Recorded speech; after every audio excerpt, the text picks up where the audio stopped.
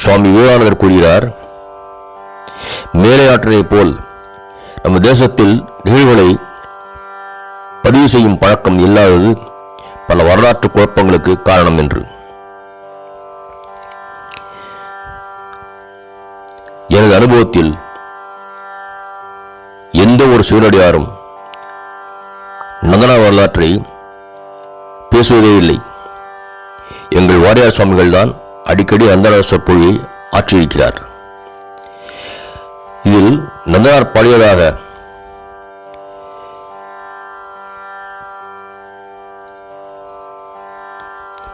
சிவனடியார்கள் பாடுகின்ற பிரபலமான பாடல் என்ன பண்ணல் அல்லவா என் தாயம் அல்லவா என்பது.